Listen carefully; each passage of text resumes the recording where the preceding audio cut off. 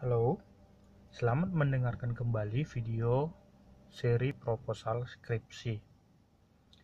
Di video kali ini, kita akan melanjutkan pembahasan kita di video sebelumnya. Sekarang kita akan bahas mengenai bab 3, metodologi penelitian. Uh, Mohon maaf jika suaranya sedikit lebih ribut karena ini rekamannya di dalam mobil demi kalian semua. Kalian luar biasa. Oke, saat ini kita akan bahas mengenai bagaimana isi bab 3 metodologi penelitian. Kita khususkan dulu yang pertama untuk yang judul proposalnya merupakan judul studi PTK atau penelitian tindakan kelas. Oke. Nah, yang pertama dibahas bahwa di dalam bab 3 metodologi penelitian untuk yang studi PTK, yang pertama ada lokasi dan waktu penelitian. Itu sudah tentu harus menjelaskan di mana tempat penelitiannya, kapan penelitiannya dilaksanakan. Berikutnya, sesudah lokasi dan waktu penelitian adalah tentang subjek dan objek penelitian.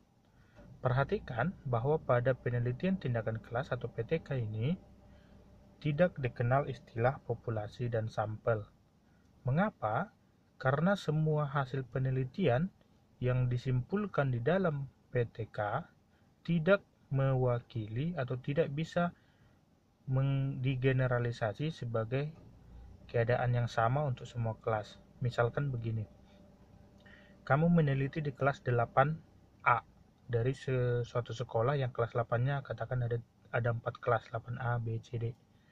Nah, hasil kesimpulan yang kamu dapatkan di 8A tidak bisa digeneralisir atau tidak bisa disimpulkan sama seperti di 8A itu berlaku untuk kelas 8B, C, dan D. Jadi tidak mengenal istilah populasi dan sampel. Kenapa? Karena di sampel itu kita tahu sampel itu syaratnya harus mewakili populasi. Oke. Nah, dikenal dengan istilah subjek dan objek penelitian. Subjek penelitian di sini tentu siswanya, kelas berapa, manusianya.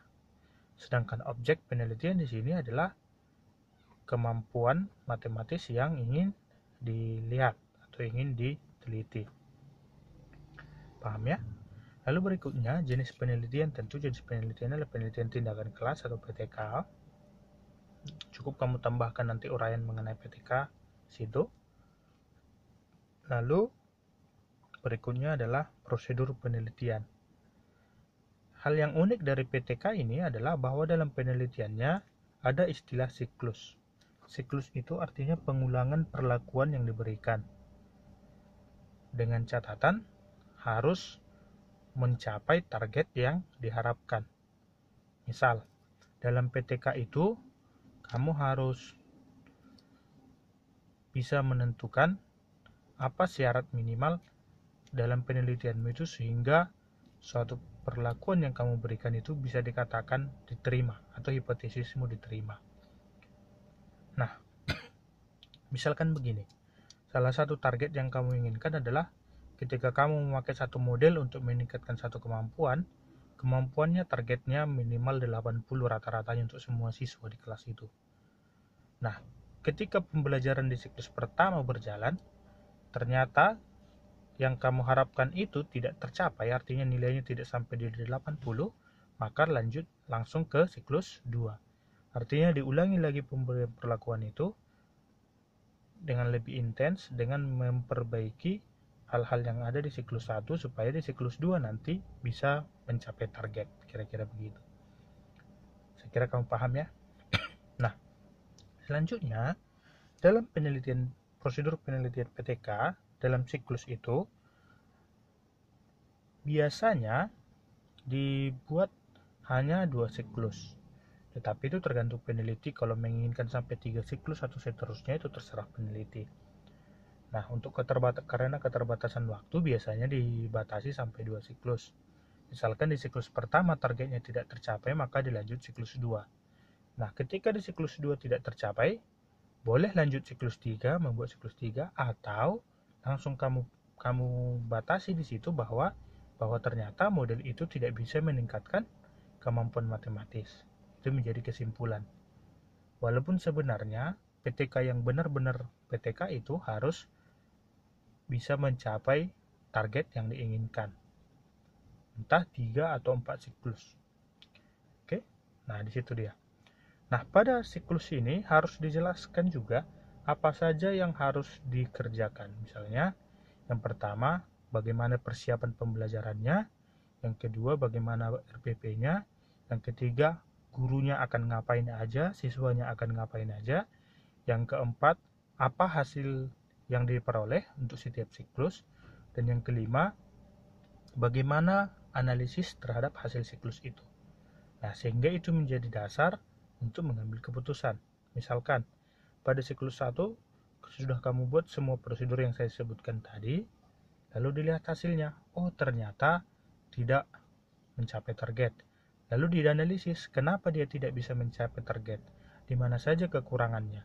Nah, segala kekurangan itu diperbaiki, lalu itu akan diulangi lagi di siklus 2 dengan catatan perbaikan-perbaikan yang di siklus 1 tadi sudah dibuat lagi perbaikannya, perencanaannya, sehingga di siklus 2 perlakuannya bisa lebih baik. Oke? Nah, saya kira itu gambaran singkatnya, saya kira kamu sudah paham. Lalu berikutnya, di bagian instrumen penelitian. Nah, instrumen penelitian ini tentu kamu sudah tahu ada tes dan lembar observasi.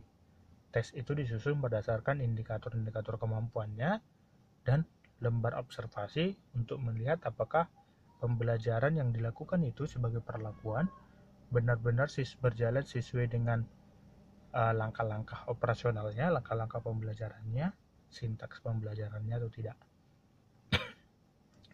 Perhatikan bahwa pada instrumen penelitian ini di bab 3 kamu juga harus menuliskan bagaimana caramu memvalidasi atau membuat caramu nanti untuk menguji coba apakah instrumenmu itu layak dipergunakan atau tidak. Tentu ini berkaitan dengan validitas, reliabilitas, indeks kesukaran, daya pembeda, dan lain-lain yang diperlukan untuk menguji apakah instrumen itu layak digunakan atau tidak.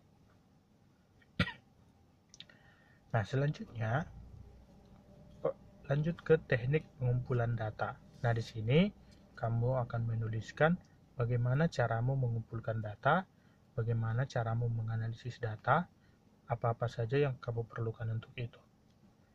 Tentu pada PTK biasanya teknik pengumpulan dan analisis data itu tidak begitu erat kaitannya dengan statistik inferensial atau statistik data.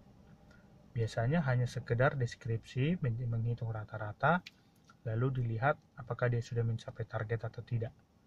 Nah, biasanya pada teknik pengumpulan data ini juga dijelaskan bagaimana caranya kamu bisa memastikan bahwa data yang kamu dapat itu memang benar-benar adalah hasil dari perlakuan pembelajarannya, sehingga harus benar-benar diperhatikan.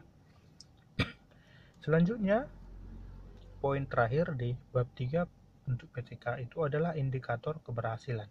Nah, di sini yang kamu jelaskan adalah tentang target yang tadi. Apa saja target yang kamu buat supaya bisa dikatakan bahwa perlakuan pembelajaran yang kamu buat itu memang sesuai dengan yang kamu inginkan. Misalkan, kalau targetnya untuk meningkatkan suatu kemampuan matematis, maka di indikator keberhasilan ini kamu jabarkan bagaimana dikatakan bahwa sudah mencapai target kemampuan matematis. Biasanya dalam skripsi PTK ada istilah keberhasilan tingkat klasikal dan individual. Klasikal itu artinya secara keseluruhan, misalkan rata-rata dari keseluruhan di kelas, dan individual itu biasanya nilai per individu dari kelas tersebut. Nah, biasanya ada satuan-satuan yang kamu buat untuk tingkat indikator keberhasilan ini, misalkan yang mencapai nilai rata-rata sekian ada sebanyak sekian persen. Nah, atau yang lulus sesuai dengan target untuk nilai segini ada sebanyak sekian orang. Nah, itu menjadi indikator keberhasilan.